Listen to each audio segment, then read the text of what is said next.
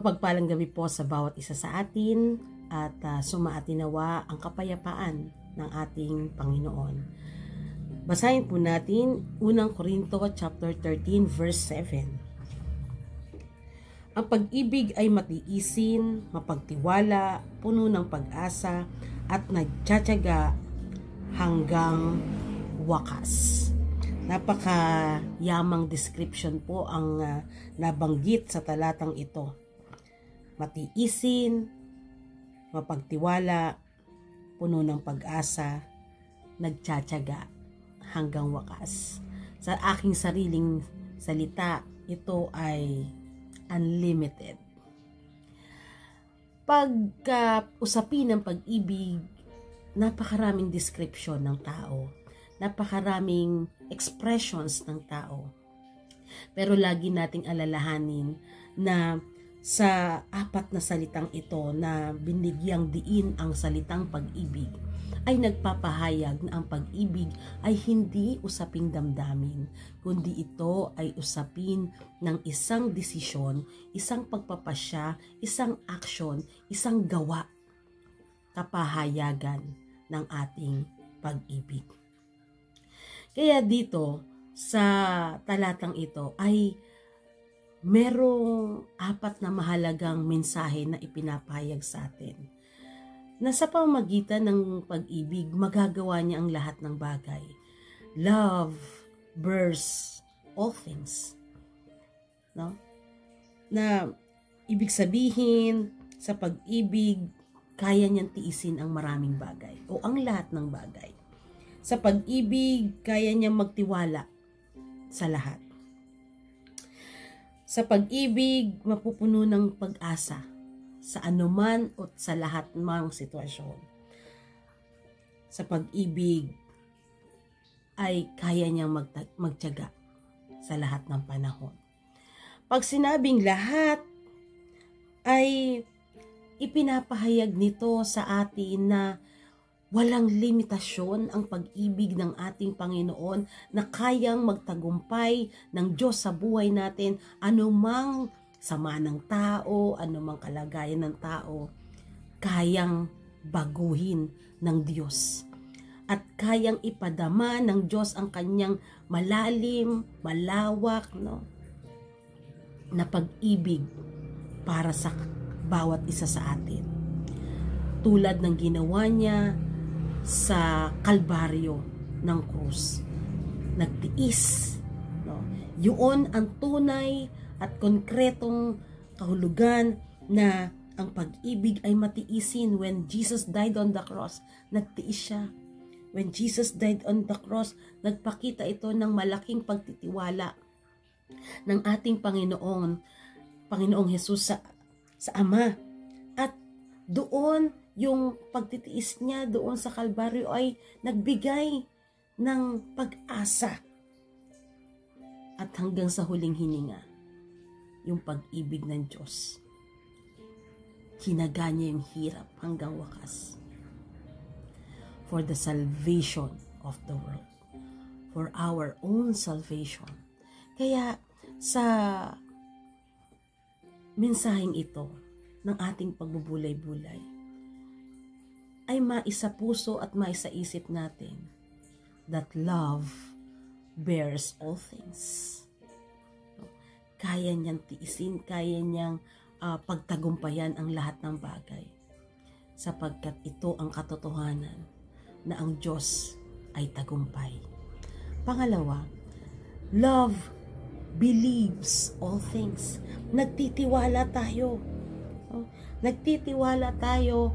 Kapag tayo ay umiibig, nagtitiwala tayo, binibigay natin yung pagtitiwala. Kaya naman mga kapatid, kung tunay ang pag-ibig natin sa Panginoon, magtiwala tayo sa Panginoon kung paano ang Diyos ay nagtitiwala sa atin sa lahat ng ating kakayahan, sa kabila ng ating mga kahinaan. Pangatlo, love, hope, all things. Umaasa na ibig sabihin tayo ay may tiwala na maganda ang future, maganda ang inihahanda ng Diyos para sa iyo. That our future ay future na punong-puno ng kagalakan, ng pag-asa, ng positibo, no? Dahil umaasa tayo sa Panginoon. At huli, love endures all things. Nagtsatsaga hanggang huli. Huwag nating sukuan ang Panginoon. Kung paano si Jesus hindi sumusuko sa atin, hindi tayo iniiwan ng Diyos, kundi higit pa niya tayong niyayakap, higit pa niyang ipinapaalala sa atin na, anak, hindi ko binibilang, hindi ko inililista ang kasalanan mo, kundi higit kong inililista ang mga pagpapala na ipagkakaloob sa iyo. Ang Diyos ay matyaga sa atin. Gaano tayo katyaga para sa Panginoon? Gaano tayo katyaga sa paglilingkod, pananalangin, pagbabasa ng Biblia, pagde-devotion, pagsisimba, pagsamba, paglilingkod, pagmimisyon? Gaano tayo katyaga? Na kung minsan, pag nakaramdam tayo ng discouragement, nakaramdam tayo ng pain, nakaramdam tayo ng hirap, ng mga challenges, nakaramdam tayo ng mga sakit na feeling natin abang-aba tayo, ay tinitigil natin ang ating pagtatalaga sa Panginoon. Kaya mga kapatid, let us give our best for the Lord with love. Ibigay natin ang pag-ibig na nararapat para sa Panginoon, sapagkat ang pag-ibig ng Diyos hindi natin masusukat. Hindi natin mapapantayan. Kaya sa talatang ito, ang pag-ibig ay matiisin, mapagtiwala, puno ng pag-asa at nagtsatsaga hanggang wakas. Ibig sabihin mga kapatid, lumago tayo sa pag-ibig sa pamamagitan ng ating relasyon sa Panginoon. Tunay na Kristiyano ay lagi nating maalala ang kaloob sa atin ng Diyos. Mga biyayang kaloob ng Diyos sa atin. Sa pamamagitan nito, tayo ay lumago, tayo ay umunlad ng may pag-ibig sa ating puso. Tayo man lang. O Diyos na makapangyarihan sa lahat, napakayaman ng iyong salita. Napakayaman ng iyong pag-ibig. Napakayaman mo sa pagmamahal sa amin. Kami ay nagkukulang subalit hindi ikaw. Kami ay nanghihina subalit hindi ikaw. Kami ay sumusuko subalit hindi ikaw. Kaya tulungan mo kami, O Diyos, maging ang iyong mga anak. Tulungan niyo po ang bawat isa sa amin. Na sa pamamagitan ng pag-ibig kami ay magtiyaga hanggang wakas. Kami ay magtiis ng may pag-asa. Kami ay umasa sa inyong kapangyarihan, na kami ay mapuno ng pag-ibig, na kung saan ay inspired kami, napapalakas kami upang patuloy kami makasunod sa kalooban mo.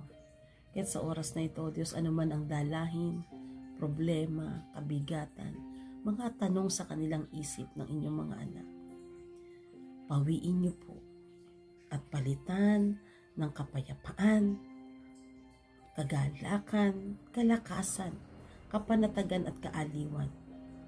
Nang sa gayon, higit kami makasunod sa kalooban mo. Purihin ka, O Diyos, sa iyong kadakilaan. Maghari ka sa aming buhay. Puspusin mo kami ng iyong banal na espiritu, at ikaw lamang po ang aming aasahan. Kaya't naririto po kami, nagpapakumbaba, humihiling, nagsusumamo. Linisin mo ang aming buhay. Nang sa gayon, O Diyos, sa lahat ng aming gagawin, iisipin, pagpapasya, ay may pag-ibig na nahayag sa lahat ng aming ginagawa, sapagkat ito ang aming pagpupuri sa inyo. Salamat po, Diyos, ito po ang aming dalangin sa tanging pangalan lamang ni Jesus.